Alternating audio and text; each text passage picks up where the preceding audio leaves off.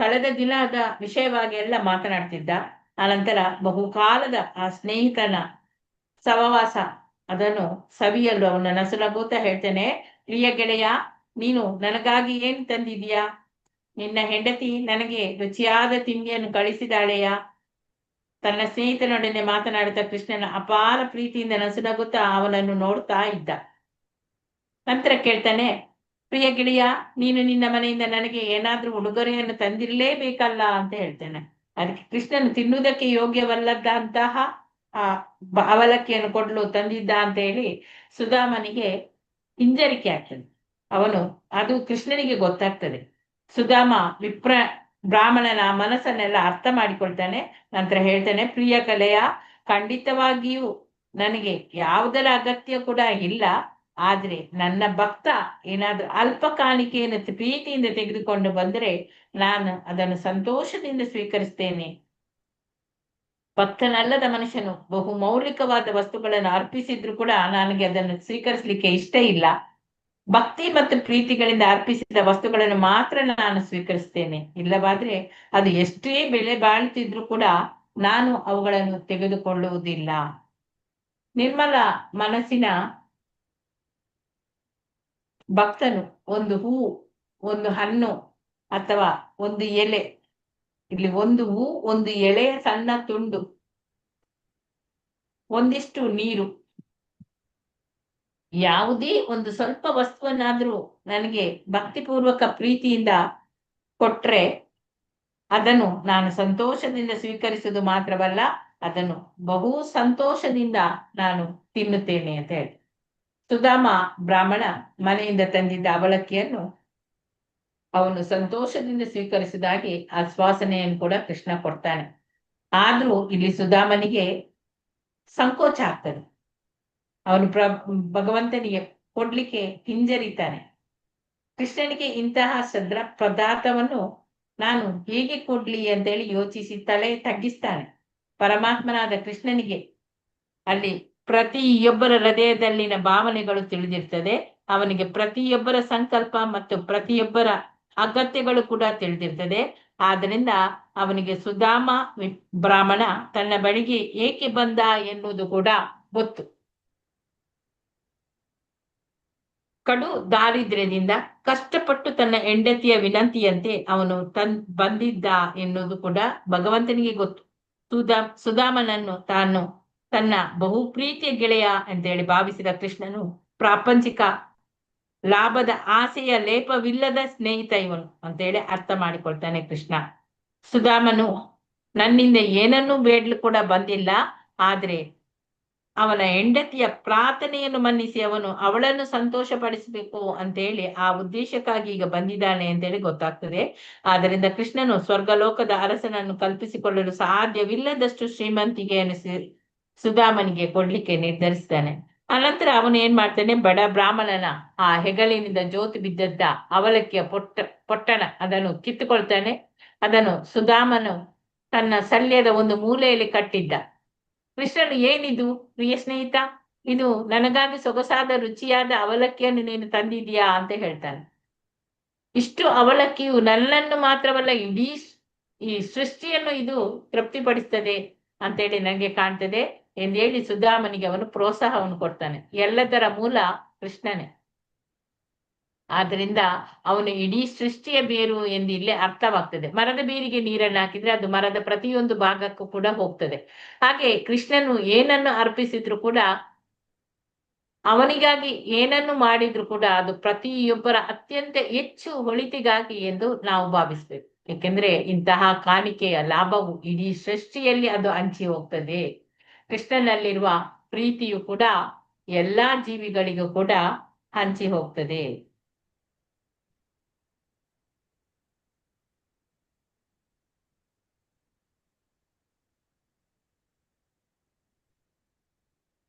ಶ್ರುತಿ ಮಾತಾಜಿ ಓದಿ.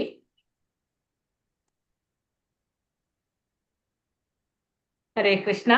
ಹರೇ ಕೃಷ್ಣ ಮಾತಾಜಿ. ಕೃಷ್ಣನು ಸುಧಾಮ ವಿಪ್ರನೊಂದಿಗೆ ಮಾತನಾಡುತ್ತಾ ಅವನ ಗಂಟಿನಿಂದ ಒಂದು ಹಿಡಿ ಅವಲಕ್ಕಿಯನ್ನು ತಿಂದನು. ಅವನು ಎರಡನೆಯ ಹಿಡಿಯನ್ನು ತಿನ್ನುವುದರಲ್ಲಿದ್ದಾಗ ಸಿರಿದೇವಿಯಾದ ರುಕ್ಮಿಣಿ ದೇವಿಯೇ ಸ್ವತಃ ಅವನ ಕೈಯನ್ನು ಹಿಡಿದುಕೊಂಡು ಅವನನ್ನು ತಡೆದಳು. ಕೃಷ್ಣನ ಕೈಯನ್ನು ಸ್ಪರ್ಶಿಸಿ ರುಕ್ಮಿಣಿಯು, ಪ್ರಿಯ ಪ್ರಭುವೆ, ಈ ಒಂದು ಹಿಡಿ ಅವಲಕ್ಕಿಯು ಇದನ್ನು ಕೊಟ್ಟವನನ್ನು ಈ ಜನ್ಮದಲ್ಲಿಯೂ ಮುಂದಿನ ಜನ್ಮದಲ್ಲಿಯೂ ಶ್ರೀಮಂತನನ್ನಾಗಿ ಮಾಡುತ್ತದೆ. ಪ್ರಿಯ ಪ್ರಭುವೆ, ನಿನ್ನ ಭಕ್ತರಲ್ಲಿ ನಿನ್ನ ಕರುಣೆ ಎಷ್ಟೆಂದರೆ ಈ ಒಂದು ಹಿಡಿ ಅವಲಕ್ಕಿಯು ನಿನಗೆ ಬಹು ಸಂತೋಷವನ್ನು ಕೊಡುತ್ತದೆ. ನಿನ್ನ ಸಂತೋಷವು ಭಕ್ತನಿಗೆ ಈ ಜನ್ಮದಲ್ಲಿಯೂ ಮುಂದಿನ ಜನ್ಮದಲ್ಲಿಯೂ ಶ್ರೀಮಂತಿಕೆಯ ಭರವಸೆಯನ್ನು ಕೊಡುತ್ತದೆ ಎಂದಳು. ಕೃಷ್ಣನಿಗೆ ಪ್ರೀತಿ ಭಕ್ತಿಗಳಿಂದ ಭಕ್ತನು ಆಹಾರವನ್ನು ಸಮರ್ಪಿಸಿ ಕೃಷ್ಣನು ಸಂತೋಷಪಟ್ಟು ಅದನ್ನು ಸ್ವೀಕರಿಸಿದಾಗ ಸಿರಿದೇವಿಯಾದ ರುಕ್ಮಿಣಿ ದೇವಿಯು ಎಷ್ಟು ಆಭಾರಿಯಾಗುತ್ತಾಳೆ ಎಂದರೆ ಭಕ್ತನ ಮನೆಯನ್ನು ಪ್ರಪಂಚದ ಅತ್ಯಂತ ಶ್ರೀಮಂತ ಮನೆಯನ್ನಾಗಿ ಮಾಡಲು ಅವಳೇ ಅಲ್ಲಿಗೆ ಹೋಗಬೇಕಾಗುತ್ತದೆ. ನಾರಾಯಣನಿಗೆ ಸಮೃದ್ಧಿಯಾಗಿ ನೈವೇದ್ಯವನ್ನು ಮಾಡಿದರೆ ಸಿರಿದೇವಿಯಾದ ಲಕ್ಷ್ಮಿಯು ತಂತಾನೇ ಅರ್ಪಿಸಿದವನ ಮನೆಯಲ್ಲಿ ಅತಿಥಿಯಾಗುತ್ತಾಳೆ ಎಂದರೆ ಅವನ ಮನೆಯು ಶ್ರೀಮಂತವಾಗುತ್ತದೆ. ಬ್ರಾಹ್ಮಣ ವಿದ್ವಾಂಸನಾದ ಸುಧಾಮನು ಆ ರಾತ್ರಿಯನ್ನು ಕೃಷ್ಣನ ಮನೆಯಲ್ಲಿ ಕಳೆದನು. ಅಲ್ಲಿದ್ದಾಗ ಅವನಿಗೆ ತಾನು ವೈಕುಂಠ ಲೋಕದಲ್ಲಿದ್ದೇನೆ ಎನಿಸಿತು. ವಾಸ್ತವವಾಗಿ ಅವನು ವೈಕುಂಠದಲ್ಲೇ ಇದ್ದನು, ಏಕೆಂದರೆ ಆದಿನಾರಾಯಣನಾದ ಕೃಷ್ಣನು ಸಿರಿದೇವಿಯಾದ ರುಕ್ಮಿಣಿ ದೇವಿಯು ಇರುವ ಸ್ಥಳವು ಆಧ್ಯಾತ್ಮಿಕ ಲೋಕವಾದ ವೈಕುಂಠ ಲೋಕಕ್ಕಿಂತ ಭಿನ್ನವಲ್ಲ. ಬ್ರಾಹ್ಮಣ ವಿದ್ವಾಂಸನಾದ ಸುಧಾಮನು ಕೃಷ್ಣನ ಅರಮನೆಯಲ್ಲಿದ್ದಾಗ ಕೃಷ್ಣನಿಂದ ಗಣನೀಯವಾದದ್ದು ಏನೂ ದೊರೆತಂತೆ ಕಾಣಲಿಲ್ಲ. ಆದರೂ ಅವನು ಕೃಷ್ಣನಿಂದ ಏನನ್ನೂ ಬೇಡಲಿಲ್ಲ. ಮರುದಿನ ಅವನು ಮನೆಗೆ ಹೊರಟನು. ದಾರಿಯುದ್ದಕ್ಕೂ ಕೃಷ್ಣನು ತನ್ನನ್ನು ಬರಮಾಡಿಕೊಂಡ ರೀತಿಯನ್ನೇ ಕುರಿತು ಯೋಚಿಸುತ್ತಿದ್ದನು. ಹೀಗೆ ಅವನು ದಿವ್ಯಾನಂದದಲ್ಲಿ ಮೈಮರೆತನು. ಮನೆಯನ್ನು ತಲುಪುವವರೆಗೂ ಅವನು ಕೃಷ್ಣನ ರೀತಿಗಳನ್ನೇ ಸ್ಮರಿಸಿಕೊಳ್ಳುತ್ತಿದ್ದನು. ಪ್ರಭುವನ್ನು ನೋಡಿದುದರಿಂದ ಅವನಿಗೆ ಬಹು ಸಂತೋಷವಾಗಿತ್ತು. ಬ್ರಾಹ್ಮಣನು ಹರೇ ಕೃಷ್ಣ ಮಾತಾಜಿ, ಧನ್ಯವಾದಗಳು. ಹರೇ ಕೃಷ್ಣ ಮಾತಾಜಿ. ಉಮಾ ಕುಲಕರ್ಣಿ ಮಾತಾಜಿ.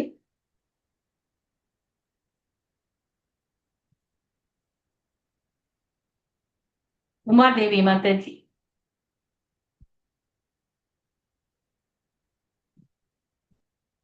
ಉಮಾದೇವಿ ಮಾತಾಜಿ.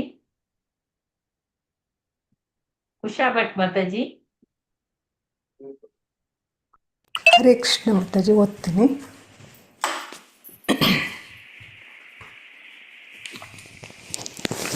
ಹರೇ ಕೃಷ್ಣ. ಬ್ರಾಹ್ಮಣನು ಹೀಗೆ ಯೋಚಿಸಿದನು, ಬ್ರಾಹ್ಮಣರಲ್ಲಿ ಬಹು ವಿಶ್ವಾಸವಿರುವ ಕೃಷ್ಣನನ್ನು ನೋಡುವುದೇ ಒಂದು ಸಂತೋಷ. ಬ್ರಾಹ್ಮಣ ಸಂಸ್ಕೃತಿ ಎಂದರೆ ಅವನಿಗೆ ಎಷ್ಟೊಂದು ಪ್ರೀತಿ. ಅವನೇ ಪರಬ್ರಹ್ಮನ್. ಆದರೂ ಅವನು ಬ್ರಾಹ್ಮಣರಲ್ಲಿ ವಿಶ್ವಾಸದಿಂದ ನಡೆದುಕೊಳ್ಳುತ್ತಾನೆ. ಅವನು ಸಿರಿದೇವಿಯನ್ನು ಬಿಟ್ಟು ಬೇರೆ ಯಾರನ್ನೂ ತನ್ನ ಎದೆಗೆ ಆಲಂಗಿಸಿಕೊಳ್ಳುವುದಿಲ್ಲ.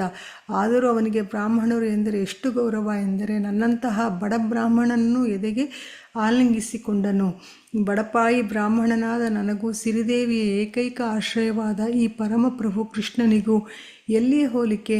ಆದರೂ ನಾನು ಬ್ರಾಹ್ಮಣನಾದದ್ದರಿಂದ ಹೃತ್ಪೂರ್ವಕವಾದ ಸಂತೋಷದಿಂದ ತನ್ನ ಎರಡು ದಿವ್ಯ ಬಾಹುಗಳಿಂದ ನನ್ನನ್ನು ಆಲಿಂಗಿಸಿದನು.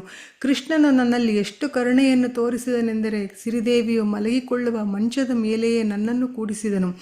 ನನ್ನನ್ನು ತನ್ನ ಸ್ವಂತ ಸೋದರನಂತೆಯೇ ಕಂಡನು. ಅವನು ನನಗೆ ಮಾಡಿದ ಉಪಕಾರವನ್ನು ನಾನು ಯಾವ ರೀತಿಯಲ್ಲಿ ಮೆಚ್ಚಿಕೊಳ್ಳಲಿ? ನನಗೆ ಆಯಾಸವಾದಾಗ ಸಿರಿದೇವಿಯಾದ ಶ್ರೀಮತಿ ರುಕ್ಮಿಣಿ ದೇವಿಯು ತಾನೇ ಸ್ವತಃ ತನ್ನ ಕೈಯಲ್ಲಿ ಚಾಮರವನ್ನು ಮಾತಾಜಿ ಸ್ವಲ್ಪ ಮೇಲೆ ಮಾಡಿ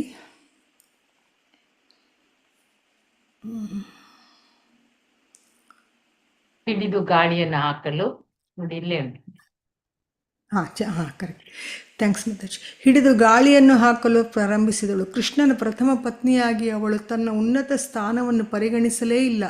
ದೇವೋತ್ತಮ ಪರಮಪುರುಷನೇ ಬ್ರಾಹ್ಮಣರಲ್ಲಿ ಅವನಿಗಿರುವ ಪೂಜ್ಯ ಭಾವದಿಂದ ನನ್ನ ಸೇವೆಯನ್ನು ಮಾಡಿದನು. ನನ್ನ ಕಾಲುಗಳನ್ನು ಒತ್ತಿ ತನ್ನ ಕೈಗಳಿಂದಲೇ ನನಗೆ ಆಹಾರವನ್ನು ಕೊಟ್ಟು ಅವನು ನನ್ನನ್ನು ಪೂಜಿಸಿದಂತೆಯೇ ಆಯಿತು. ಸ್ವರ್ಗಲೋಕಗಳಿಗೆ ಏರಬೇಕೆಂದು ಬಯಸಿ ಅಥವಾ ಮುಕ್ತಿಯನ್ನು ಇಲ್ಲವೇ ಪ್ರಾಪಂಚಿಕ ಶ್ರೀಮಂತಿಕೆಯನ್ನಾಗಲಿ ಪರಿಪೂರ್ಣ ಯೋಗಶಕ್ತಿಯನ್ನಾಗಲಿ ಬಯಸಿ ವಿಶ್ವದಲ್ಲಿ ಪ್ರತಿಯೊಬ್ಬರೂ ಕೃಷ್ಣನ ಚರಣ ಕಮಲಗಳನ್ನು ಪೂಜಿಸುತ್ತಾರೆ. ಆದರೂ ಪ್ರಭುವು ನನ್ನ ವಿಷಯದಲ್ಲಿ ಎಷ್ಟು ಕರುಣೆಯನ್ನು ತೋರಿದನೆಂದರೆ ನನಗೆ ಒಂದು ಕಾಸನ್ನೂ ಕೊಡಲಿಲ್ಲ. ಅತಿ ಬಡವನಾದ ನನಗೆ ಸ್ವಲ್ಪ ಹಣ ಬಂದರೆ ಅಹಂಕಾರ ಒಂದು ಪ್ರಾಪಂಚಿಕ ಸಂಪತ್ತಿನ ಹುಚ್ಚು ಹಿಡಿದು ಅವನನ್ನು ಮರೆತು ಬಿಡಬಹುದು ಎಂದು ಅವನಿಗೆ ಗೊತ್ತು. ಹರೇ ಕೃಷ್ಣ ಮಾತಾಜಿ, ಧನ್ಯವಾದಗಳು. ಒಂದು ಪ್ಯಾರ ಓದಿ ಮಾತಾಜಿ. ಓಕೆ. ಬ್ರಾಹ್ಮಣ ಸುಧಾಮನ ಮಾತು ಸರಿಯಾದದ್ದು. ಬಡವನಾಗಿದ್ದು ಪ್ರಾಪಂಚಿಕ ಸಂಪತ್ತಿಗಾಗಿ ಪ್ರಭುವಿನ ವರವನ್ನು ಬೇಡಿ ಹೇಗೋ ಪ್ರಾಪಂಚಿಕ ಶ್ರೀಮಂತನಾದ ಸಾಮಾನ್ಯ ಮನುಷ್ಯನು ಕೂಡಲೇ ಪ್ರಭುವು ತನಗೆ ಮಾಡಿದ ಉಪಕಾರವನ್ನು ಮರೆತು ಬಿಡುತ್ತಾನೆ. ಆದುದರಿಂದಲೇ ಭಕ್ತನನ್ನು ಪರಿಶೀಲಿಸಿದ ನಂತರವೇ ಪ್ರಭುವು ಶ್ರೀಮಂತಿಕೆಯನ್ನು ಅನುಗ್ರಹಿಸುತ್ತಾನೆ. ನವಶಿಷ್ಯನಾದ ಭಕ್ತನು ಬಹು ಶ್ರದ್ಧೆಯಿಂದ ಪ್ರಭುವಿನ ಸೇವೆಯನ್ನು ಮಾಡಿ ಪ್ರಾಪಂಚಿಕ ಸಂಪತ್ತನ್ನು ಬಯಸಿದರೆ ಪ್ರಭುವು ಅದು ಅವನಿಗೆ ದೊರೆಯದಂತೆ ಮಾಡುತ್ತಾನೆ. ಹರೇ ಕೃಷ್ಣ ಮಾತಾಜಿ, ಹರೇ ಧನ್ಯವಾದ. ಕೃಷ್ಣ ಮಾತಾಜಿ. ವಿದ್ಯಾ ಕಾಮತ್ ಮಾತಾಜಿ ಓದಿ.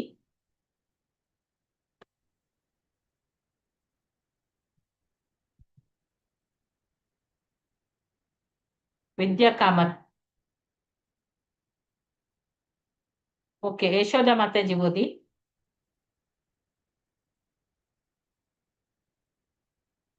ನಾ ಮಾತನಾಡೋದು ಕೇಳ್ತದಲ್ಲ? ಕೇಳಿಸ್ತಿದೆ ಮಾತಾಜಿ.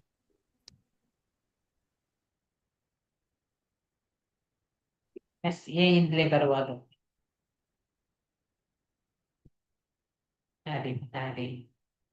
ಅಂಬಿಕಾ ಮಾತಾಜಿ ಓದಿ.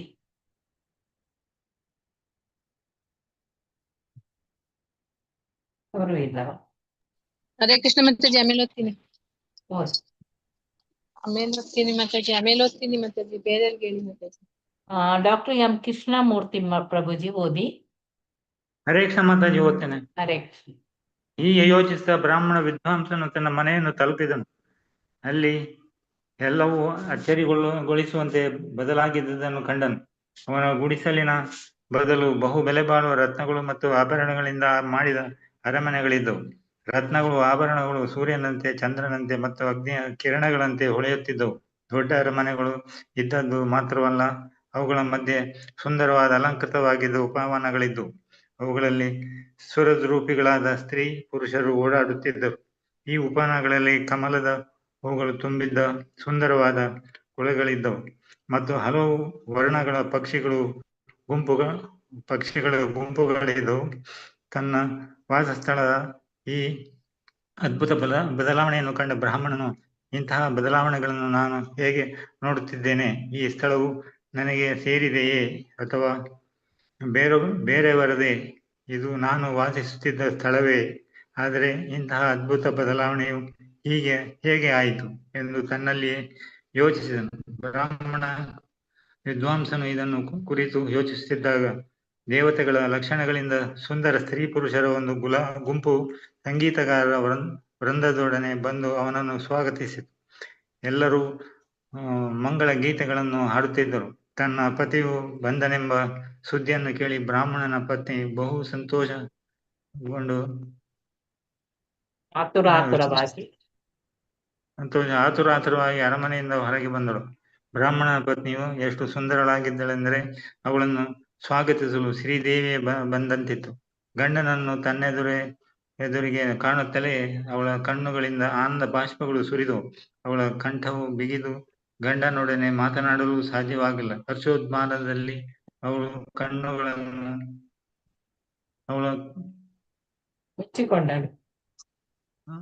ಕಣ್ಣುಗಳನ್ನು ಮುಚ್ಚಿಕೊಂಡಳು.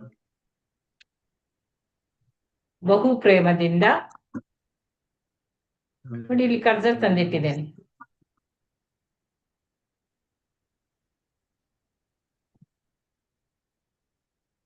ಹರೇ ಕೃಷ್ಣ.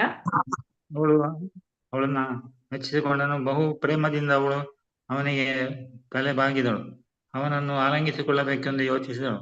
ಬಂಗಾರದ ಹಾರ ಬಂತು, ಆಭರಣಗಳನ್ನು ಧರಿಸಿ ಅವಳು ಅಲಂಕೃತಳಾಗಿದ್ದಳು. ಸೇವಕಿಯರ ಮಧ್ಯೆ ನಿಂತಿದ್ದ ಅವಳು ವಿಮಾನದಿಂದ ಇಳಿಯುತ್ತಿದ್ದ ದೇವತೆಯಂತೆ ಕಂಡಳು. ತನ್ನ ಹೆಂಡತಿ ಇಷ್ಟು ಸುಂದರಿಯಾಗಿರುವುದನ್ನು ಕಂಡು ಬ್ರಾಹ್ಮಣನಿಗೆ ಆಶ್ಚರ್ಯವಾಯಿತು. ಒಂದು ಮಾತನ್ನು ಆಡದೆ ಬಹು ಪ್ರೀತಿಯಿಂದ ತನ್ನ ಪತ್ನಿಯೊಡನೆ ಅರಮನೆಯನ್ನು ಪ್ರವೇಶಿಸಿದನು. ಹರೇ ಕೃಷ್ಣ ಪ್ರಭು, ಧನ್ಯವಾದಗಳು. ಗಾಯತ್ರಿ ಆರ್ ಮಾತಾಜಿ ಓದಿ. ಧನ್ಯವಾದಗಳು ಪ್ರಭುಜಿ. ಗಾಯತ್ರಿ ಆರ್. ಕೃಷ್ಣ ಮಾತಾಜಿ. ಅರಮನೆಯನ್ನು ಬ್ರಾಹ್ಮಣನು ಪ್ರವೇಶಿಸಿದಾಗ ಅದು ಮನೆಯಂತಿರದೆ ಸ್ವರ್ಗದ ಅರಸನ ಅರಮನೆಯಂತೆ ಇದ್ದುದನ್ನು ಕಂಡನು. ರತ್ನಾಭರಣಗಳಿಂದ ಖಚಿತವಾದ ಸ್ತಂಭಗಳಿಂದ ಅರಮನೆಯು ಆವೃತವಾಗಿತ್ತು. ಮಂಚಗಳನ್ನು ದಂತದಿಂದ ಮಾಡಲಾಗಿತ್ತು. ಚಿನ್ನ ಮತ್ತು ಆಭರಣಗಳಿಂದ ಅಲಂಕಾರ ಮಾಡಲಾಗಿತ್ತು. ಹಾಸಿಗೆಯು ಹಾಲಿನ ನೊರೆಯಷ್ಟು ಬೆಳಗಿತ್ತು. ಕಮಲದ ಹೂವಿನಷ್ಟು ಮೃದುವಾಗಿತ್ತು. ಬಂಗಾರದ ಕಂಬಗಳಿಂದ ಚಾಮರಗಳು ಇಳಿಬಿದ್ದಿದ್ದವು. ಕಮಲದ ಹೂವಿನಂತೆ ಮೃದುವಾಗಿದ್ದ ಸು ಸು- ಸುಪ್ಪು ಸುಪ್ಪತ್ತಿಗೆಗಳಿದ್ದ ಸುಪ್ಪತ್ತಿಗೆಗಳಿದ್ದ ಚಿನ್ನದ ಸಿಂಹಾಸನಗಳಿದ್ದವು. ಹಲವಾರು ಎಡೆಗಳಲ್ಲಿ ಸುತ್ತಲೂ ಮುತ್ತಿನ ಕುಚ್ಚುಗಳಿದ್ದ ಮಕಮಲ್ ಮತ್ತು ರೇಷ್ಮೆಗಳ ಮೇಲ್ಪದರಗಳಿದ್ದವು. ಆ ಕಟ್ಟಡವು ಬಹು ಸೊಗಸಾದ ಮತ್ತು ಪಾರದರ್ಶಕವಾದ ಅಮೃತಶಿಲೆಯ ಅಸ್ಥಿಭಾರದ ಮೇಲೆ ನಿಂತಿತ್ತು. ಅರಮನೆಯಲ್ಲಿದ್ದ ಸ್ತ್ರೀಯರೆಲ್ಲ ಬೆಲೆ ಬಾಳುವ ಒಡವೆಗಳಿಂದ ಮಾಡಿದ ದೀಪಗಳನ್ನು ಕೊಂಡೊಯ್ಯುತ್ತಿದ್ದರು. ಜ್ಯೋತಿಗಳು ಒಡವೆಗಳು ಸೇರಿ ಆಶ್ಚರ್ಯಕರವಾಗುವಷ್ಟು ಪ್ರಕಾಶಮಾನವಾದ ಬೆಳಕು ಉಂಟಾಗಿತ್ತು. ತನ್ನ ಸ್ಥಿತಿಯು ಬದಲಾಗಿ ಶ್ರೀಮಂತಿಗೂ ಲಭ್ಯವಾದದನ್ನು ಕಂಡು ಇದ್ದಕ್ಕಿದ್ದಂತೆ ಆದ ಈ ಬದಲಾವಣೆಗೆ ಕಾರಣವು ಬ್ರಾಹ್ಮಣನಿಗೆ ತಿಳಿಯಲಿಲ್ಲ. ಬಹು ಗಂಭೀರವಾಗಿದ್ದು ಹೇಗೆ ಆಯಿತು ಎಂದು ಚಿಂತಿಸಲು ಪ್ರಾರಂಭಿಸಿದನು. ಅವನು ಹೀಗೆ ಯೋಚಿಸಿದನು, ನನ್ನ ಜೀವನದ ಪ್ರಾರಂಭದಿಂದ ನಾನು ದಟ್ಟ ದಾರಿದ್ರ್ಯದಲ್ಲಿಯೇ ಇದ್ದೇನೆ. ಹೀಗಿರುವಾಗ ಇಂತಹ ಅಪಾರ ಶ್ರೀಮಂತಿಯು ಇದ್ದಕ್ಕಿದ್ದಂತೆ ಹೇಗೆ ಲಭ್ಯವಾಯಿತು? ಯದುವಂಶ ತಿಲಕನಾದ ನನ್ನ ಸ್ನೇಹಿತ ಕೃಷ್ಣನು ಕೃಪಾಕಟಾಕ್ಷವಲ್ಲದೆ ಬೇರೆ ಯಾವ ಕಾರಣವೂ ನನಗೆ ಹೊಳೆಯುವುದಿಲ್ಲ. ನಿಶ್ಚಯವಾಗಿಯೂ ಇವು ಕೃಷ್ಣನ ಆವಾಜ್ಯಕರಣೆಯ ಉಡುಗೊರೆಗಳು. ಪ್ರಭುವು ಸ್ವಯಂಪೂರ್ಣನು. ಸಿರಿದೇವಿಯ ಪತಿಯು ಆದುದರಿಂದ ಅವನಿಗೆ ಸದಾ 6 ಶ್ರೀಮಂತಗಳು ಸಂಪೂರ್ಣವಾಗಿರುತ್ತವೆ. ಅವನು ತನ್ನ ಭಕ್ತನ ಮನಸ್ಸನ್ನು ಅರ್ಥ ಮಾಡಿಕೊಳ್ಳಬಲ್ಲ, ಭಕ್ತನ ಆಸೆಗಳನ್ನು ಸಮೃದ್ಧವಾಗಿ ಪೂರೈಸಬಲ್ಲ. ಇಲ್ಲಿ ನಡೆದಿರುವುದೆಲ್ಲ ನನ್ನ ಸ್ನೇಹಿತ ಕೃಷ್ಣನು ಮಾಡಿದ್ದು. ಶ್ಯಾಮ ಸುಂದರನಾದ ನನ್ನ ಗೆಳೆಯ ಕೃಷ್ಣನು ಸಮುದ್ರವನ್ನೇ ನೀರಿನಿಂದ ತುಂಬಿಬಿಡಬಲ್ಲ. ಮೇಘಕ್ಕಿಂತ ಉದಾರನಾದವನು. ಹಗಲಿನಲ್ಲಿ ರೈತನಿಗೆ ತೊಂದರೆಯಾಗದಂತೆ ಮೇಘವು ಅವನನ್ನು ತೃಪ್ತಿಪಡಿಸಲು ರಾತ್ರಿ ವಿಪುಲವಾಗಿ ಮಳೆಯನ್ನು ತರುತ್ತದೆ. ಇಷ್ಟಾದರೂ ಕೃಷಿಕನು ಬೆಳಗ್ಗೆ ಎದ್ದಾಗ ಮಳೆ ಸಾಲದು ಎಂದುಕೊಳ್ಳುತ್ತಾನೆ. ಹಾಗೆಯೇ ಪ್ರಭುವು ಪ್ರತಿಯೊಬ್ಬನ ಅಪೇಕ್ಷೆಯನ್ನು ಅವನ ಸ್ಥಾನಕ್ಕೆ ತಕ್ಕಂತೆ ನಡೆಸಿಕೊಡುತ್ತಾನೆ. ಆದರೂ ಕೃಷ್ಣ ಪ್ರಜ್ಞೆ ಇಲ್ಲದಿರುವವನು ಪ್ರಭುವಿನ ಈ ಎಲ್ಲ ಕೊಡುಗೆಗಳು ಸಾಲವು ಎಂದು ಭಾವಿಸುತ್ತಾನೆ. ಇದಕ್ಕೆ ಪ್ರತಿಯಾಗಿ ಭಕ್ತನು ಪ್ರಭುವಿಗೆ ಪ್ರೀತಿಯಿಂದ ಅಲ್ಪವನ್ನು ಕೊಟ್ಟರೂ ಪ್ರಭುವು ಅದು ಬಹು ದೊಡ್ಡ ಮತ್ತು ಬೆಲೆ ಬಾಳುವ ಉಡುಗೊರೆ ಎಂದು ಭಾವಿಸುತ್ತಾನೆ. ಇದಕ್ಕೆ ನಾನೇ ಒಳ್ಳೆಯ ಉದಾಹರಣೆ. ನಾನು ಅವನಿಗೆ ಒಂದಿಷ್ಟು ಅವಲಕ್ಕಿಯನ್ನು ಮಾತ್ರ ಕೊಟ್ಟೆ. ಪ್ರತಿಯಾಗಿ ಅವನು ಸ್ವರ್ಗದ ಅರಸನ ಶ್ರೀಮಂತೆಯನ್ನು ಮೀರಿಸುವ ಸಂಪತ್ತನ್ನು ಕೊಟ್ಟಿದ್ದಾನೆ. ಹರೇ ಕೃಷ್ಣ ಮಾತಾಜಿ. ಧನ್ಯವಾದಗಳು. ಮಾತಾಜಿ. ಗೀತಾರ್ ಕೋಡಿಕಲ್ ಓದಿ. ಹರೇ ಕೃಷ್ಣ ಮಾತಾಜಿ. ಭಕ್ತನು ಪ್ರಭುವಿಗೆ ಕೊಡುವುದು ವಾಸ್ತವವಾಗಿ ಪ್ರಭುವಿಗೆ ಬೇಕಾಗಿರುವುದಿಲ್ಲ. ಅವನು ಸ್ವಯಂಪೂರ್ಣನು. ಭಕ್ತನು ಪ್ರಭುವಿಗೆ ಏನನ್ನಾದರೂ ಸಮರ್ಪಿಸಿದರೆ ಅದು ಅವನಿಗೆ ಒಳ್ಳೆಯದನ್ನು ಮಾಡುತ್ತದೆ. ಏಕೆಂದರೆ ಭಕ್ತನು ಪ್ರಭುವಿಗೆ ಕೊಟ್ಟದ್ದು ಲಕ್ಷಗಟ್ಟಲೆ ಪ್ರಮಾಣದಲ್ಲಿ ಹಿಂತಿರುಗಿ ಬರುತ್ತದೆ. ಪ್ರಭುವಿಗೆ ಏನನ್ನಾದರೂ ಸಮರ್ಪಿಸಿದವನಿಗೆ ನಷ್ಟವಾಗುವುದಿಲ್ಲ, ಲಕ್ಷಾಂತರದಷ್ಟು ಪ್ರಮಾಣದಲ್ಲಿ ಹಿಂದಕ್ಕೆ ಬರುತ್ತದೆ. ಕೃಷ್ಣನಿಗೆ ಅತ್ಯಂತ ಕೃತಜ್ಞನಾಗಿ ಬ್ರಾಹ್ಮಣನು ಹೀಗೆ ಯೋಚಿಸಿದನು, ನನಗೆ ಕೃಷ್ಣನ ಮೈತ್ರಿ ಇರಲಿ, ನಾನು ಅವನ ಸೇವೆಯಲ್ಲಿ ನಿರತನಾಗುವಂತೆ ಆಗಲಿ ಮತ್ತು ಜನ್ಮ ಜನ್ಮಗಳಲ್ಲಿಯೂ ಸಂಪೂರ್ಣವಾಗಿ ಅವನಿಗೆ ಶರಣಾಗುವಂತೆ ಆಗಲಿ ಎಂದು ಪ್ರಾರ್ಥಿಸುತ್ತೇನೆ. ಅವನ ಸೇವೆಯನ್ನು ನಾನು ಮರೆಯಬಾರದು ಎಂಬ ಒಂದೇ ಆಸೆ ನನ್ನದು. ಅವನ ಪರಿಶುದ್ಧ ಭಕ್ತರ ಸಹವಾಸ ಒಂದೇ ನನಗೆ ಬೇಕಾದದ್ದು. ನನ್ನ ಮನಸ್ಸು ಮತ್ತು ಎಲ್ಲ ಚಟುವಟಿಕೆಗಳು ಅವನ ಸೇವೆಯಲ್ಲಿ ನಿರತವಾಗಿರಲಿ. ಜನರಹಿತನಾದ ದೇವೋತ್ತಮ ಪುರುಷ ಕೃಷ್ಣನಿಗೆ ಅನೇಕ ಮಹಾಪುರುಷರು ಅತಿ ಶ್ರೀಮಂತಿಕೆಯಿಂದ ತಮ್ಮ ಸ್ಥಾನಗಳಿಂದ ಉರುಳಿದ್ದಾರೆ ಎನ್ನುವುದು ತಿಳಿದಿದೆ. ಆದ್ದರಿಂದಲೇ ಭಕ್ತನು ಅವನಿಂದ ಶ್ರೀಮಂತಿಕೆಯನ್ನು ಬೇಡಿದರೂ ಕೆಲವೊಮ್ಮೆ ಪ್ರಭು ಅದನ್ನು ಕೊಡುವುದಿಲ್ಲ. ತನ್ನ ಭಕ್ತರ ವಿಷಯದಲ್ಲಿ ಅವನು ಬಹು ಜಾಗರೂಕನಾಗಿರುತ್ತಾನೆ. ಭಕ್ತಿಪೂರ್ವಕ ಸೇವೆಯಲ್ಲಿ ಇನ್ನೂ ಅಪ್ರಬುದ್ಧನಾದ ಭಕ್ತನಿಗೆ ಅಧಿಕ ಶ್ರೀಮಂತಿಕೆಯು ದೊರೆತರೆ ಭೌತಿಕ ಜಗತ್ತಿನಲ್ಲಿರುವ ಕಾರಣದಿಂದ ಅವನು ತನ್ನ ಸ್ಥಾನದಿಂದ ಪತನಗೊಳ್ಳಬಹುದು. ಆದ್ದರಿಂದ ಪ್ರಭು ಅವನಿಗೆ ಶ್ರೀಮಂತಿಕೆಯನ್ನು ನೀಡುವುದಿಲ್ಲ. ತನ್ನ ಭಕ್ತರ ವಿಷಯದಲ್ಲಿ ಪ್ರಭುಗಿರುವ ನಿಷ್ಕಾರಣ ಕರುಣೆಗೆ ಇದೊಂದು ನಿದರ್ಶನ. ಭಕ್ತನು ಬೀಳಬಾರದು ಎನ್ನುವುದೇ ಅವನ ಮೊದಲನೇ ಕಾಳಜಿ. ಮಗನು ಇನ್ನೂ ಅಪ್ರಬುದ್ಧನಾಗಿದ್ದಾಗ ಅವನ ಕೈಗೆ ಹೆಚ್ಚು ಹಣವನ್ನು ಕೊಡದೆ ಅವನು ದೊಡ್ಡವನಾಗಿ ಹಣವನ್ನು ಹೇಗೆ ವೆಚ್ಚ ಮಾಡಬೇಕೆಂದು ತಿಳಿದುಕೊಂಡಾಗ ಅವನಿಗೆ ಇಡೀ ಭಂಡಾರವನ್ನು ಕೊಡುವ ತಂದೆಯಂತೆ ಕೃಷ್ಣನು. ಹರೇ ಕೃಷ್ಣ ಮಾತಾಜಿ. ಧನ್ಯವಾದಗಳು ಮಾತಾಜಿ. ಧನ್ಯವಾದಗಳು ಮಾತಾಜಿ. ಎಚ್ ಜಿ ಪ್ರಭಾವತಿ ಮಾತಾಜಿ ಓದಿ.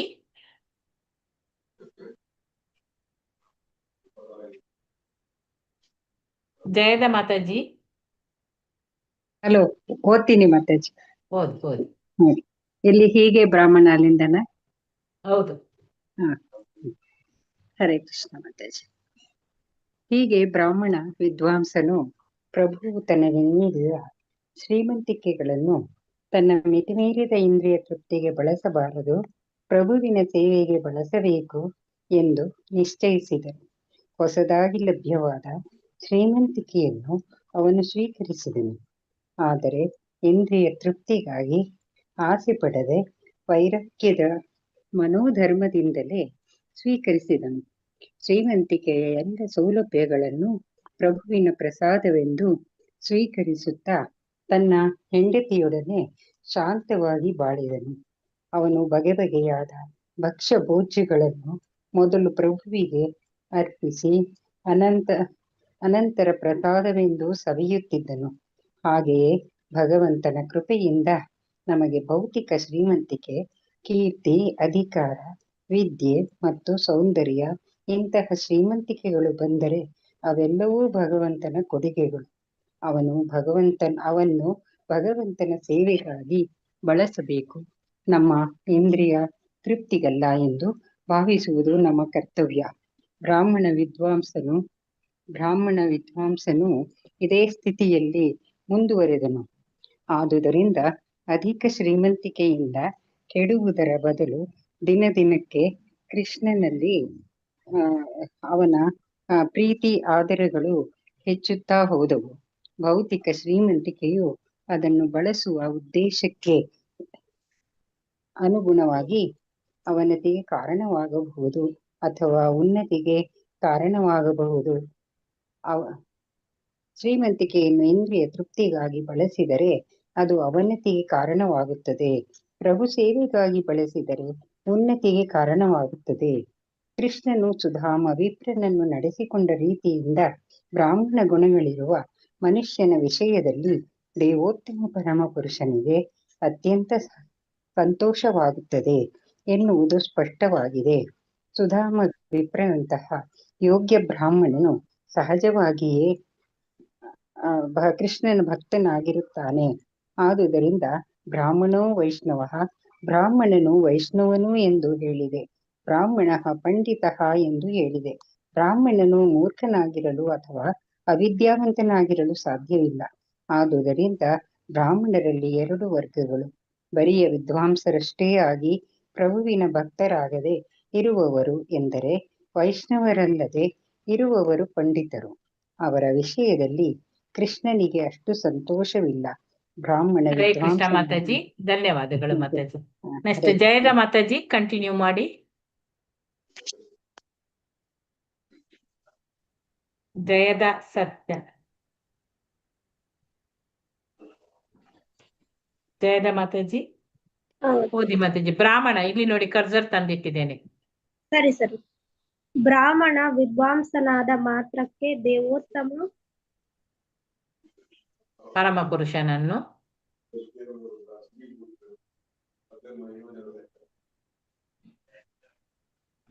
ಕೇಳುದಿಲ್ಲ?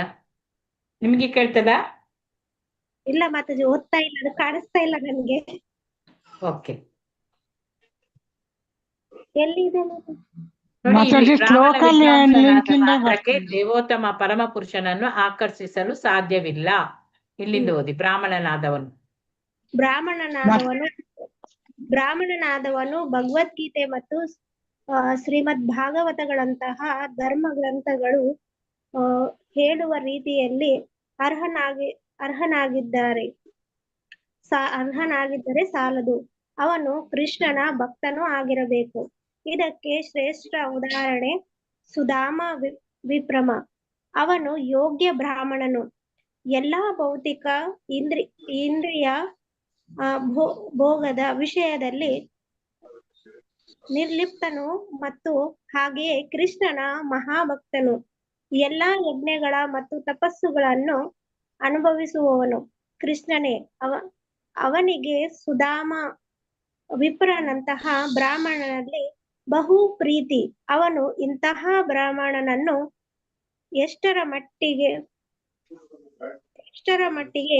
ಪೂಜಿಸುತ್ತಾನೆ ಎನ್ನುವುದನ್ನು ಕೃಷ್ಣನ ನಡತೆಯಲ್ಲಿಯೇ ತಾವು ನೋಡಿದ್ದೇವೆ. ಆದುದರಿಂದ ಮಾನವ ಪರಿಪೂರ್ಣತೆಯ ಆದರ್ಶ ಸ್ಥಿತಿ ಸುಧಾಮನಂತೆ ಬ್ರಾಹ್ಮಣ ವೈಷ್ಣವನಾಗುವುದು. ಕೃಷ್ಣನು ಅಜೇಯನಾದರೂ ತನ್ನ ಭಕ್ತರಿಗೆ ಸೋಲಲು ಕೃಷ್ಣನು ಒಪ್ಪಿಕೊಳ್ಳುತ್ತಾನೆ ಎಂದು ಸುಧಾಮ ವಿಪ್ರನಿಗೆ ಅರ್ಥವಾಯಿತು. ಕೃಷ್ಣನು ತನ್ನ ವಿಷಯದಲ್ಲಿ ಎಷ್ಟು ಕೃಪೆಯನ್ನು ತೋರಿಸಿದ ಎನ್ನುವುದು ಅವನಿಗೆ ಅರಿವಾಯಿತು. ಆದುದರಿಂದ ಅವನು ಸದಾ ಕೃಷ್ಣನನ್ನೇ ಕುರಿತು ಧ್ಯಾನಿಸುತ್ತಾ ಯೋಗ ಸಮಾಧಿಯಲ್ಲಿ ಇರುತ್ತಿದ್ದನು. ಕೃಷ್ಣನೊಡನೆ ಸದಾ ಕಾಲವೂ ಇದ್ದ ಈ ಸಹವಾಸದಿಂದ ಅವನ ಹೃದಯದಲ್ಲಿ ಉಳಿದಿದ್ದ ಭೌತಿಕ ಕಲ್ಮಶದ ಕತ್ತಲೆಯು ಸಂಪೂರ್ಣವಾಗಿ ಮಾಯವಾಯಿತು. ಸ್ವಲ್ಪ ಕಾಲದಲ್ಲಿಯೇ ಅವನು ಆಧ್ಯಾತ್ಮಿಕ ರಾಜ್ಯಕ್ಕೆ ಹೋದನು. ಬದುಕಿನ ಪರಿಪೂರ್ಣತೆಯ ಘಟ್ಟಕ್ಕೆ ಬಂದ ಎಲ್ಲಾ ಸಾಧು ಸಂತರ ಗುರಿಯೂ ಇದೆ. ಸುಧಾಮ ವಿಪ್ರ ಮತ್ತು ಕೃಷ್ಣನ ಈ ಚರಿತ್ರೆಯನ್ನು ಕೇಳಿದವರೆಲ್ಲ ಸುಧಾಮನಂತಹ ಬ್ರಾಹ್ಮಣ ಭಕ್ತನಲ್ಲಿ ಕೃಷ್ಣನಿಗೆ ವಿಷ್ಣು ಪ್ರೀತಿ ಬರುತ್ತದೆ ಎನ್ನುವುದನ್ನು ತಿಳಿದುಕೊಳ್ಳುತ್ತಾರೆ. ಆದುದರಿಂದ ಈ ಚರಿತ್ರೆಯನ್ನು ಕೇಳಿದವರೆಲ್ಲ ಸುಧಾಮ ವಿಪ್ರನಂತೆ ಯೋಗ್ಯವಾಗುತ್ತಾರೆ. ಆದುದರಿಂದ ಈ ಚರಿತ್ರೆಯನ್ನು ಯೋಗ್ಯರಾಗುತ್ತಾರೆ. ಅವನು ಕೃಷ್ಣನ ಆಧ್ಯಾತ್ಮಿಕ ರಾಜ್ಯಕ್ಕೆ ಹೋಗುತ್ತಾರೆ ಎಂದು ಶುಕಮುನಿಗಳು ಹೇಳುತ್ತಾರೆ. ಸುಧಾಮನಿಗೆ ಶ್ರೀಕೃಷ್ಣನ ಅನುಗ್ರಹ ಎಂಬ 80ನೇ ಅಧ್ಯಾಯದ ಭಕ್ತಿ ವೇದಾಂತ ಭಾವಾರ್ಥವು ಇಲ್ಲಿಗೆ ಮುಗಿಯಿತು.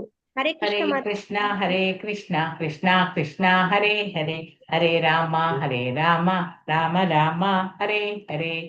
ಇಲ್ಲಿ ಕೃಷ್ಣನು ಸುಧಾಮ ವಿಪ್ರನೊಂದಿಗೆ ಮಾತನಾಡುತ್ತಾ ಅವನ ಗಂಟಿನಿಂದ ಒಂದು ಇಡೀ ಅವಲಕ್ಕಿಯನ್ನು ತೆಗೆದುಕೊಳ್ತಾನೆ, ತಿಂತಾನೆ. ಮತ್ತೆ 2ನೇ ಇಡಿಯನ್ನು ತಿನ್ನುವುದರಲ್ಲಿ ಇರುವಾಗ ಅವನು ಸಿರಿದೇವಿಯಾದ ರುಕ್ಮಿಣಿ ಅವಳು ಅವನ ಕೈಯನ್ನು ಹಿಡಿದುಕೊಂಡು ಅವನನ್ನು ತಡೀತಾಳೆ. ಕೃಷ್ಣನ ಕೈಯನ್ನು ಸ್ಪರ್ಶಿಸಿ ರುಕ್ಮಿಣಿ ಹೇಳ್ತಾಳೆ, ಪ್ರಭು, ಒಂದು ಇಡೀ ಅವಲಕ್ಕಿಯನ್ನು ಇದನ್ನು ಕೊಟ್ಟವನನ್ನು ಈ ಜನ್ಮದಲ್ಲಿ ಆಗ್ಲಿ ಮುಂದಿನ ಜನ್ಮದಲ್ಲಿ ಶ್ರೀಮಂತನನ್ನಾಗಿಯೇ ಮಾಡ್ತೀವಿ. ಪ್ರಿಯ ಪ್ರಭು, ನಿನ್ನ ಭಕ್ತರಲ್ಲಿ ನಿನ್ನ ಕರುಣೆ ಎಷ್ಟು ಅಂತ ಹೇಳಿದ್ರೆ ಒಂದು ಇಡೀ ಅವಲಕ್ಕಿಯು ನಿನಗೆ ಸಂತೋಷವನ್ನು ಕೊಡುತ್ತದೆ.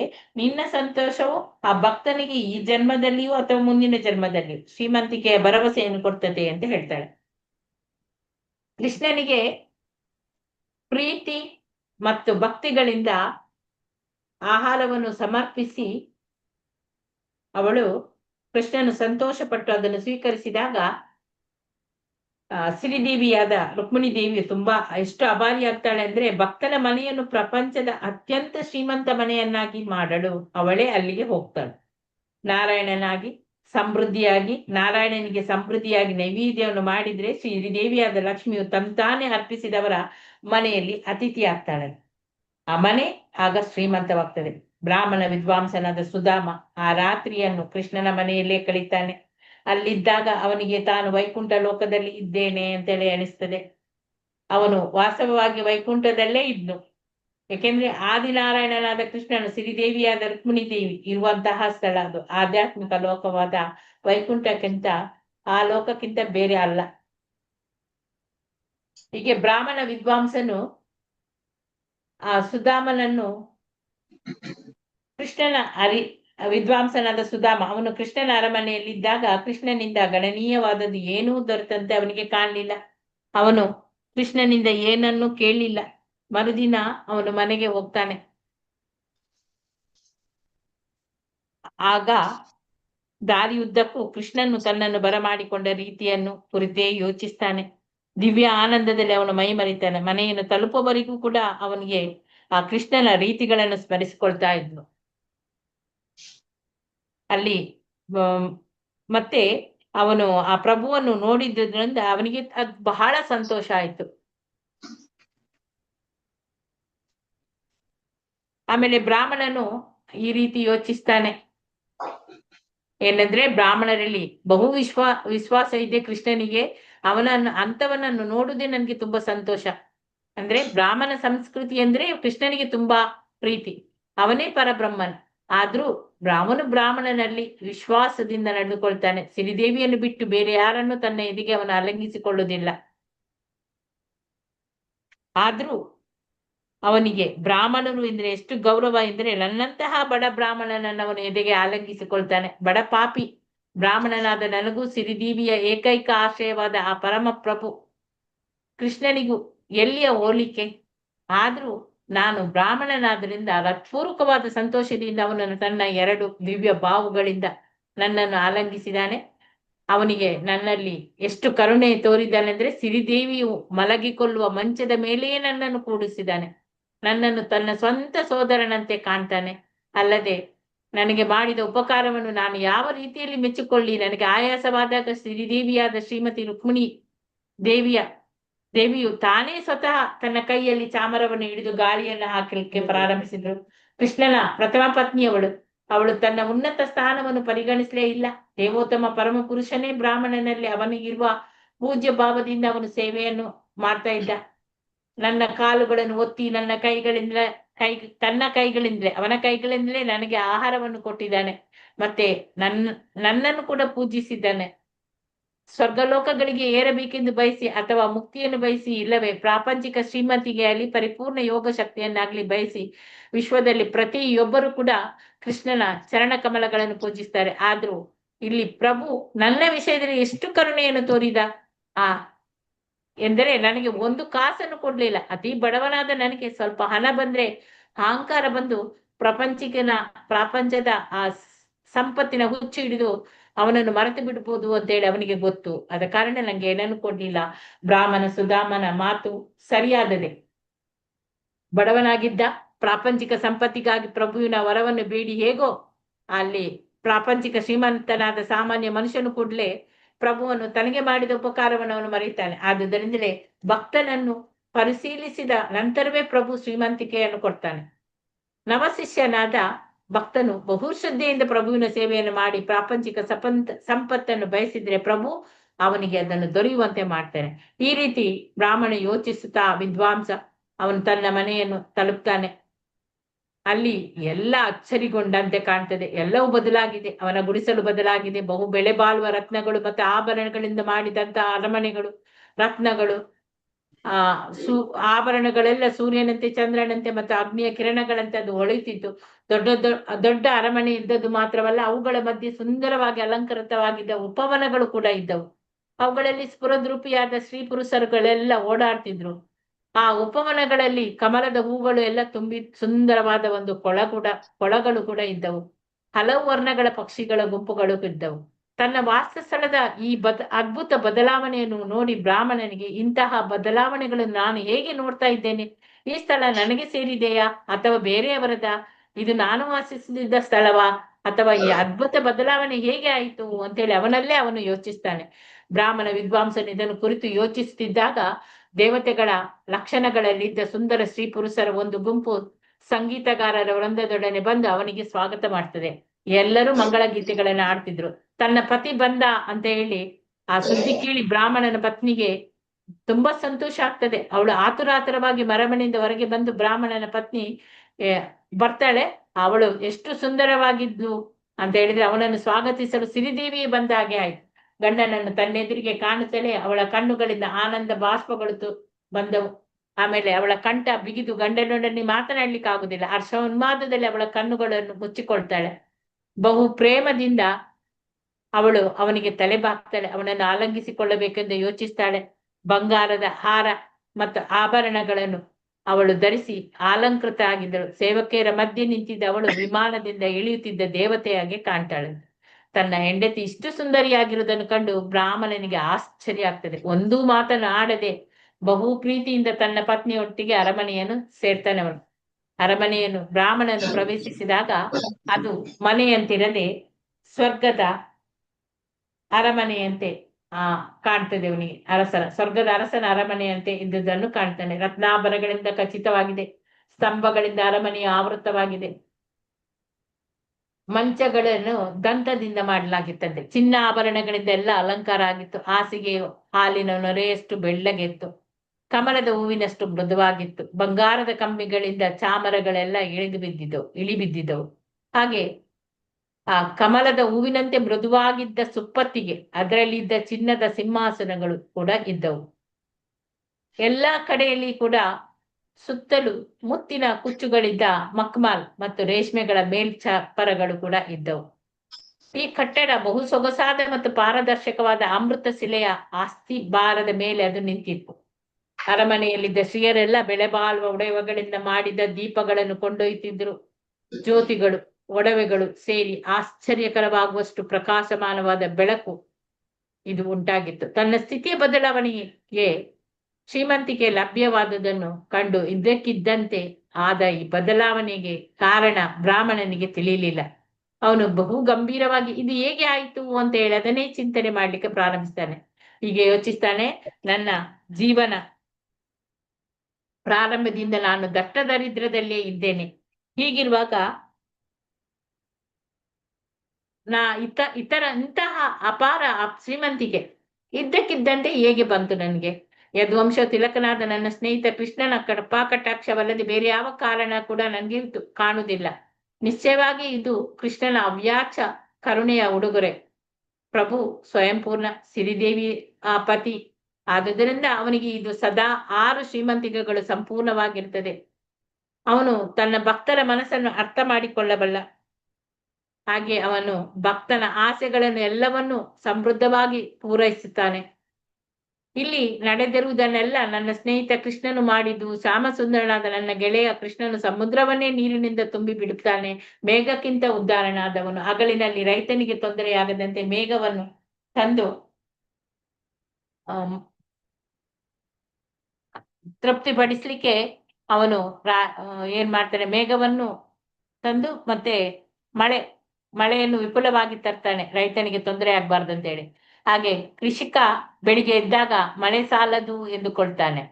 ಹಾಗೆ ಪ್ರಭು ಪ್ರತಿಯೊಬ್ಬಂದು ಅಪೇಕ್ಷೆಯನ್ನು ಕೂಡ ಅವನ ಸ್ಥಾನಕ್ಕೆ ತಕ್ಕಂತೆ ನಡೆಸಿಕೊಡ್ತಾನೆ. ಆದ್ರೆ ಕೃಷ್ಣ ಪ್ರಜ್ಞೆ ಇಲ್ಲದಿರುವವನನ್ನು ಪ್ರಭುವಿನ ಈ ಎಲ್ಲಾ ಕೊಡುಗೆಗಳು ಸಾಲದು ಅಂತೇಳಿ ಭಾವಿಸ್ತಾನೆ.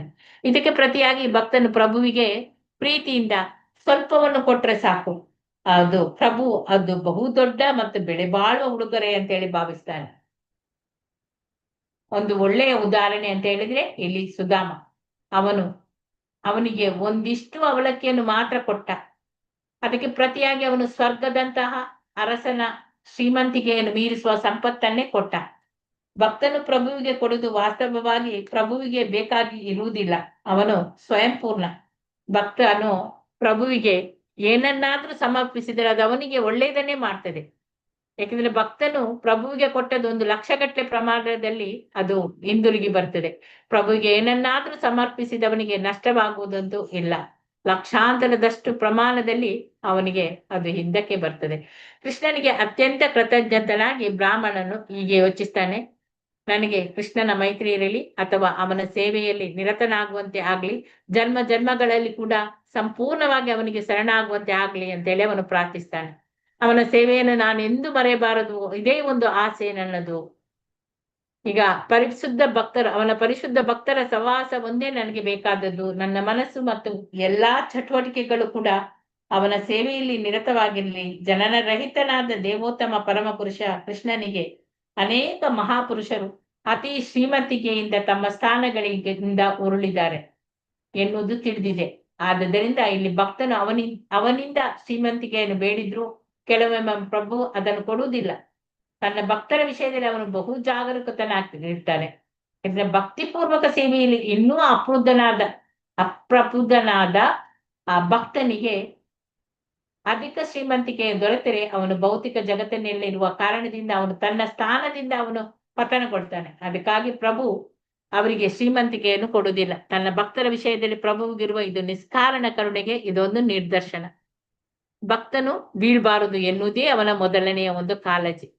ಮಗನು ಇನ್ನೂ ಅಪ್ರಬುದ್ಧ ಆದಾಗ ಅವನಿಗೆ ಹೆಚ್ಚು ಹಣವನ್ನು ಕೊಡದೆ ಅವನು ದೊಡ್ಡವನಾಗಿ ಹಣವನ್ನು ಹೇಗೆ ವೆಚ್ಚ ಮಾಡಬೇಕೆಂದು ತಿಳಿದುಕೊಂಡಾಗ ಅವನಿಗೆ ಇಡೀ ಭಂಡಾರವನ್ನು ಕೊಡುವಂತಹ ತಂದೆ ಕೃಷ್ಣ. ಹೀಗೆ ಬ್ರಾಹ್ಮಣ ವಿದ್ವಾಂಸನು ಪ್ರಭುವು ತನಗೆ ನೀಡಿದ ಶ್ರೀಮಂತಿಕೆಗಳನ್ನು ತನ್ನ ಮಿತಿಮೀರಿದ ಇಂದ್ರಿಯ ತೃಪ್ತಿಗೆ ಬಳಸಬಾರದು, ಪ್ರಭುವಿನ ಸೇವೆಗೆ ಬಳಸಬೇಕು ಎಂದು ನಿಶ್ಚಯ ಮಾಡ್ತಾನೆ. ಹೊಸದಾಗಿ ಲಭ್ಯವಾದ ಈ ಶ್ರೀಮಂತಿಕೆಯನ್ನು ಅವನು ಸ್ವೀಕರಿಸ್ತಾನೆ. ಆದ್ರೆ ಇಂದ್ರಿಯ ತೃಪ್ತಿಗಾಗಿ ಆಸೆ ಪಡೆದ ವೈರಾಗ್ಯದ ಮನೋಧರ್ಮದಿಂದಲೇ ಅದನ್ನು ಸ್ವೀಕರಿಸ್ತಾನೆ. ಶ್ರೀಮಂತಿಕೆಯು ಎಲ್ಲಾ ಸೌಲಭ್ಯಗಳನ್ನು ಪ್ರಭುವಿನ ಪ್ರಸಾದವೆಂದು ಸ್ವೀಕರಿಸ್ತಾ ತನ್ನ ಹೆಂಡತಿಯೊಡನೆ ಶಾಂತವಾಗಿ ಬಾಳ್ತಾನೆ. ಬಗೆ ಬಗೆಯ ಭಕ್ಷ್ಯ ಭೋಜನಗಳು ಮೊದಲು ಪ್ರಭುವಿಗೆ ಅರ್ಪಿಸ್ತಾನೆ, ಅನಂತರ ಪ್ರಸಾದವೆಂದು ಸವಿತಿದ್ದ. ಹಾಗೆ ಭಗವಂತನ ಕೃಪೆಯಿಂದ ನಮಗೆ ಭೌತಿಕ ಶ್ರೀಮಂತಿಕೆ, ಕೀರ್ತಿ, ಅಧಿಕಾರ, ವಿದ್ಯೆ ಮತ್ತು ಸೌಂದರ್ಯ ಇಂತಹ ಶ್ರೀಮಂತಿಕೆಗಳು ಬಂದರೆ ಅವೆಲ್ಲವೂ ಭಗವಂತನ ಕೊಡುಗೆಗಳು. ಅವನು ಭಗವಂತನ ಸೇವೆಗಾಗಿ ನಾವು ಬಳಸಬೇಕು, ನಮ್ಮ ಇಂದ್ರಿಯ ತೃಪ್ತಿಗಲ್ಲ ಎಂದು ಭಾವಿಸುವುದು ನಮ್ಮ ಕರ್ತವ್ಯ. ಬ್ರಾಹ್ಮಣ ವಿದ್ವಾಂಸನು ಇದೇ ಸ್ಥಿತಿಯಲ್ಲಿ ಮುಂದುವರಿತಾನೆ. ಆದುದರಿಂದ ಅಧಿಕ ಶ್ರೀಮಂತಿಕೆಯಿಂದ ಕೆಡುವುದರ ಬದಲು ದಿನದಿನಕ್ಕೆ ಕೃಷ್ಣನಲ್ಲಿ ಅವನ ಪ್ರೀತಿ ಆಧಾರಗಳು ಎಲ್ಲ ಹೆಚ್ಚುತ್ತಾ ಹೋಗ್ತದೆ. ಇನ್ನು ಈ ಭೌತಿಕ ಶ್ರೀಮಂತಿಕೆಯ ಅದನ್ನು ಬಳಸುವ ಉದ್ದೇಶ ಅನುಗುಣವಾಗಿ ಅದು ಅವನತಿಗೆ ಕಾರಣವಾಗಬಹುದು ಅಥವಾ ಉನ್ನತಿಗೆ ಕಾರಣವಾಗಬಹುದು. ಶ್ರೀಮಂತಿಕೆಯನ್ನು ಇಂದ್ರಿಯ ತೃಪ್ತಿಗಾಗಿ ಬಳಸಿದ್ರೆ ಅದು ಅವನತಿಗೆ ಕಾರಣ ಆಗ್ತದೆ. ಪ್ರಭುವಿನ ಸೇವೆಗಾಗಿ ಬಳಸಿದ್ರೆ ಮಾತ್ರ ಅದು ಉನ್ನತಿಗೆ ಕಾರಣವಾಗ್ತದೆ. ಇಲ್ಲಿ ಕೃಷ್ಣನು ಸುಧಾಮ ವಿಪ್ರನನ್ನು ನಡೆಸಿಕೊಂಡ ರೀತಿಯಿಂದ ಬ್ರಾಹ್ಮಣ ಗುಣಗಳಲ್ಲಿ ಇರುವ ಮನುಷ್ಯನ ವಿಷಯದಲ್ಲಿ ದೇವೋತ್ತಮ ಪರಮ ಪುರುಷನಿಗೆ ಅವನಿಗೆ ತುಂಬಾ ಸಂತೋಷವಾಗ್ತದೆ ಅಂತ ಹೇಳಿ ಇಲ್ಲಿ ಸ್ಪಷ್ಟವಾಗ್ತದೆ. ಸುಧಾಮ ಬ್ರಾಹ್ಮಣ, ಅವನು ಯೋಗ್ಯ ಬ್ರಾಹ್ಮಣ, ಸಹಜವಾಗಿ ಅವನು ಕೃಷ್ಣನ ಭಕ್ತ. ಆದುದರಿಂದ ಬ್ರಾಹ್ಮಣನು ವೈಷ್ಣವನು ಎಂದು ಹೇಳಿದೆ. ಬ್ರಾಹ್ಮಣ ಪಂಡಿತ ಎಂದು ಕೂಡ ಹೇಳಿದೆ. ಬ್ರಾಹ್ಮಣನು ಮೂರ್ಖನಾಗಿರಲಿಕ್ಕೆ ಅಥವಾ ಅವಿದ್ಯಾವಂತನಾಗಿರ್ಲಿಕ್ಕೆ ಸಾಧ್ಯ ಇಲ್ಲ. ಇಲ್ಲಿ ಬ್ರಾಹ್ಮಣರಲ್ಲಿ ಕೂಡ 2 ವರ್ಗಗಳು. ಬರಿಯ ವಿದ್ವಾಂಸರಷ್ಟೇ ಆಗಿ ಪ್ರಭುವಿನ ಭಕ್ತರಾಗದೆ ಇರುವವರು ಎಂದರೆ ವೈಷ್ಣವರಲ್ಲದೆ ಇರುವಂತಹ ಪಂಡಿತರು. ಅವರ ವಿಷಯದಲ್ಲಿ ಕೃಷ್ಣನಿಗೆ ಅಷ್ಟು ಸಂತೋಷವಿಲ್ಲ. ಬ್ರಾಹ್ಮಣ ವಿದ್ವಾಂಸನಾದ ಮಾತ್ರಕ್ಕೆ ದೇವೋತ್ತಮ ಪರಮ ಪುರುಷನನ್ನು ಆಕರ್ಷಿಸಲು ಸಾಧ್ಯ ಇಲ್ಲ. ಬ್ರಾಹ್ಮಣನಾದವನು ಭಗವದ್ಗೀತೆ, ಶ್ರೀಮದ್ ಭಾಗವತಗಳಂತಹ ಧರ್ಮ ಗ್ರಂಥಗಳು ಹೇಳುವ ರೀತಿಯಲ್ಲಿ ಅವನು ಅರ್ಹನಾಗಿದ್ರೆ ಸಾಲದು, ಅವನು ಕೃಷ್ಣನ ಭಕ್ತನು ಕೂಡ ಆಗಿರ್ಬೇಕು. ಇದಕ್ಕೆ ಶ್ರೇಷ್ಠ ಉದಾಹರಣೆ ಸುಧಾಮ ಬ್ರಾಹ್ಮಣ. ಅವನು ಯೋಗ್ಯ ಬ್ರಾಹ್ಮಣ, ಎಲ್ಲಾ ಭೌತಿಕ ಇಂದ್ರಿಯ ಭೋಗದ ವಿಷಯದಲ್ಲಿ ಕೂಡ ನಿರ್ಲಿಪ್ತನಾಗಿದ್ದಾನೆ. ಹಾಗೆಯೇ ಕೃಷ್ಣನ ಮಹಾಭಕ್ತನು ಕೂಡ. ಎಲ್ಲಾ ಯಜ್ಞ ಮತ್ತು ತಪಸ್ಸುಗಳನ್ನು ಅನುಭವಿಸುವವನು ಕೂಡ ಕೃಷ್ಣನೇ. ಅವನಿಗೆ ಸುಧಾಮ ವಿಪ್ರನಂತಹ ಬ್ರಾಹ್ಮಣನಲ್ಲಿ ತುಂಬಾ ಪ್ರೀತಿ. ಅವನು ಇಂತಹ ಬ್ರಾಹ್ಮಣನನ್ನು ಎಷ್ಟರ ಮಟ್ಟಿಗೆ ಪೂಜಿಸ್ತಾನೆ ಎನ್ನುವುದು ಕೃಷ್ಣನ ಈ ನಡತೆಯಲ್ಲೇ ಗೊತ್ತಾಗ್ತದೆ.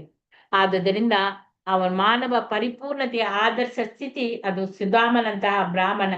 ಅವನು ವೈಷ್ಣವನಾಗುವುದು. ಕೃಷ್ಣನು ಅಜೇಯನಾದ್ರೂ ತನ್ನ ಭಕ್ತರಿಗೆ ಸೋಲಲು ಕೃಷ್ಣ ಒಪ್ಪಿಕೊಳ್ತಾನೆ ಅಂತ ಹೇಳಿ ಇಲ್ಲಿ ಸುಧಾಮ ವಿಪ್ರನಿಗೆ ಅರ್ಥ ಆಗ್ತದೆ.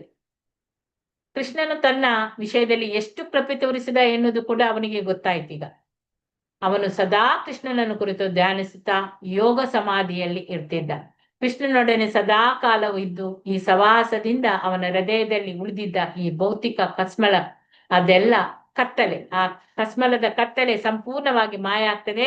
ಸ್ವಲ್ಪ ಕಾಲದಲ್ಲಿ ಅವನು ಆಧ್ಯಾತ್ಮಿಕ ರಾಜ್ಯಕ್ಕೆ ಹೋಗ್ತಾನೆ. ಬದುಕಿನ ಪರಿಪೂರ್ಣತೆಯ ಘಟ್ಟಕ್ಕೆ ಬಂದ ಎಲ್ಲಾ ಸಾಧು ಸಂತರ ಗುರಿಯೂ ಕೂಡ ಇದೆ.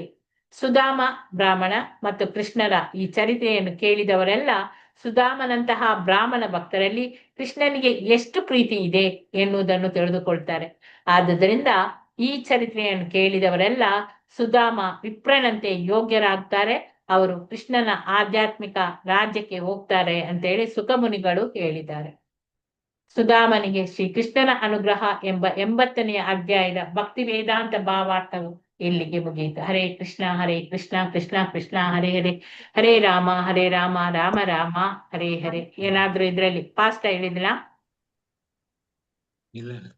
ಏನಾದ್ರೂ ಕೇಳಲಿಕ್ಕಿದೆಯಾ? ಅರ್ಥ ಆಗದ ವಿಷಯಗಳು ಯಾವ್ದಾದ್ರು ಇದೆಯಾ? ಅಟೆಂಡೆನ್ಸ್ ಹಾಕ್ಬೇಕು ಮಾತಾಜಿ. ಅಟೆಂಡೆನ್ಸ್ ಮಾತಾಜಿ ಶ್ಲೋಕ ಅಟೆಂಡೆನ್ಸ್ ಲಿಂಕ್ ಬರ್ತಾ ಇದೆ. ಇಲ್ಲ, ಅದು ನಾನು ಹಾಕ್ಲಿಲ್ಲ. ಮತ್ತೆ ಹಾಕ್ತೇನೆ, ಈಗ ನೆನಪಿಲ್ಲ.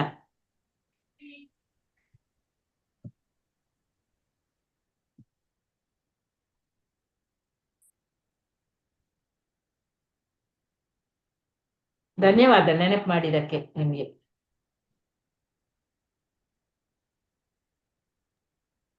ಹರೇ ಕೃಷ್ಣ ಹಾಕ್ತೇನೆ ಮಾತಾಜಿ, 1 ನಿಮಿಷ. ಒಂದೇ ಒಂದು ನಿಮಿಷ.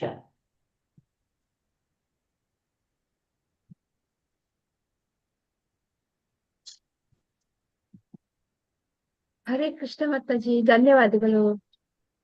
ಆಗ್ತೇನೆ ಮಾತಾಜಿ ಅಟೆಂಡೆನ್ಸ್ ಲಿಂಕ್. ಸರಿ ಮಾತಾಜಿ. ಮಾತಾಜಿ ಹರೇ ಕೃಷ್ಣ ಮಾತಾಜಿ. ಹರೇ ಕೃಷ್ಣ ಮಾತಾಜಿ. ಫೋನ್ ನಂಬರು ಹೆಸರು ಹೊಡೆದ್ಬಿಟ್ಟು ಅದ್ರ ಮೇಲೆ ಪ್ರೆಸ್ ಮಾಡಿದ್ರೆ ಆಯ್ತದ ಮಾತಾಜಿ? ಏನ್ ಮಾತಾಜಿ? ಅಟೆಂಡೆನ್ಸ್ ಹಾಕೋಕೆ ಮಾತಾಜಿ. ಅಟೆಂಡೆನ್ಸ್ ಈಗ ಲಿಂಕ್ ಹಾಕಿದೆ ನೋಡಿ. ಹಾಕಿದಿರಿ, ನಾವು ಹಾಕೋಕೆ phone number link. Lalitha Mataji ಸಾಧಿಸಿರಾ? ಹೌದು, ಫೋನ್ ನಂಬರ್ ಅಲ್ಲಿ ಬರ್ದಿದ್ದಾರಲ್ಲ, ಫೋನ್ ನಂಬರ್ ಹಾಕಿ ನೋಡಿ, ಹೆಸರು ಹಾಕಿ, ಆಮೇಲೆ ಕೆಳಗೆ ಫೋನ್ ಅಂತ ಹೇಳಿ ಕೊಟ್ಟಿದ್ದಾರೆ, ಅಲ್ಲಿ ಫೋನ್ ನಂಬರ್ ಹಾಕಿ, ಮತ್ತೆ ಪ್ರೆಸೆಂಟ್ ಒತ್ತಿ. ಧನ್ಯವಾದಗಳು ಮಾತಾಜಿ. ಹರೇ ಕೃಷ್ಣ. ಹರೇ ಕೃಷ್ಣ ಮಾತಾಜಿ. ಮಾತಾಜಿ ಧನ್ಯವಾದಗಳು, ವಂದನೆ. ಹರೇ ಕೃಷ್ಣ, ಧನ್ಯವಾದ. ಮಾತಾಜಿ. ಹರೇ ಕೃಷ್ಣ. ಗೊತ್ತಾಯ್ತಾ ಅಂಬಿಕಾ ಮಾತಾಜಿ ಎಲ್ಲ ಹರೇ ಕೇಳಿದ್ದು? ಕೃಷ್ಣ ಮಾತಾಜಿ, ಧನ್ಯವಾದಗಳು. ಹರೇ ಮಾತಾಜಿ ಕೃಷ್ಣ. ಕೃಷ್ಣ ಬುಕ್ ರೀಡಿಂಗ್ ಅಂತಿದೆ, ಇದಾಗತ್ತೆ ಅಲ್ಲ ಮಾತಾಜಿ? ಯಾವ್ದು ಮಾತಾಜಿ ಅದು? ನೀವೇ ಬೇರೆ ಹಾಕಿದ್ರಾ? ಹಾ, ನೀವು ಕಳ್ಸಿದ್ದಿತ್ತು, ಅದನ್ನ ಹಾಕ್ತೆ. ಅಲ್ಲ, ಕೃಷ್ಣ ಬುಕ್ ಬೇರೆ ಮಾತಾಜಿ, ಇದು ಲೀಲಾಮೃತದ್ದು. ಹಾ, ಹೌದು. ಓಕೆ, ನಾನೀಗ ಹಾಕ್ತೇನೆ. ಹರೇ ಕೃಷ್ಣ ಮಾತಾಜಿ, ಧನ್ಯವಾದಗಳು.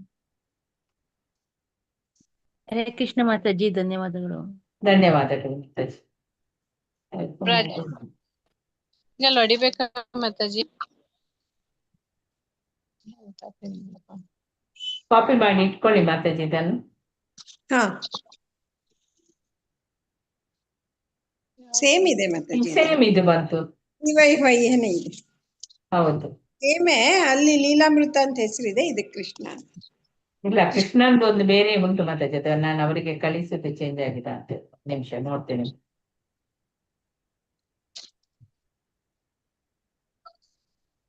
ಇದು ಮೊದ್ಲಿದ ಅಂತೇಳಿ. ಮಾತಾಜಿ ಲೀಲಾಮೃತ ಬರ್ತಾ ಇದೆ.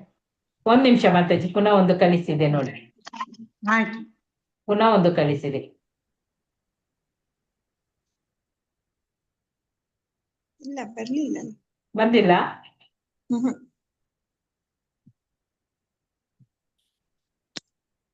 ಹಾ, ಈಗ ಬಂತು. ಇದು ಪೇಸ್ಟ್ ಮಾಡಿ ಇಟ್ಕೊಳ್ಳಿ ಮಾತಾಜಿ. ಹಾ ಹಾ.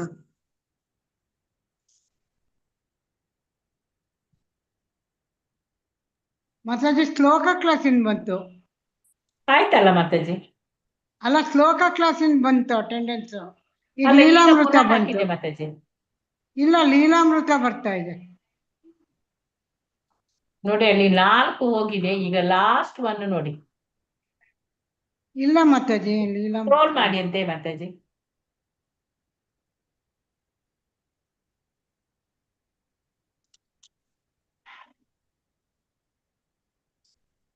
ಹಾ, ಸರಿ ಇದೆ ಮಾತಾಜಿ. ಸರಿ ಇದೆ. ಏನು ನಂದ್ರಲ್ಲಿ ಹಂಗ್ ಬರ್ತಾ ಇದೆ ಮಾತಾಜಿ. ಸ್ಕ್ರೋಲ್ ಮಾಡ್ಬೇಕು, ಮತ್ತೆ ಚಾಟ್ ಬಾಕ್ಸ್ ಅನ್ನು ಸ್ಕ್ರೋಲ್ ಮಾಡಿ, ಆಗ ಬರ್ತದೆ ನೋಡಿ. ಮೇಲೆ ಮಾಡ್ಕೊಳ್ಳಿ, ಸಿಕ್ಕತ್ತೆ.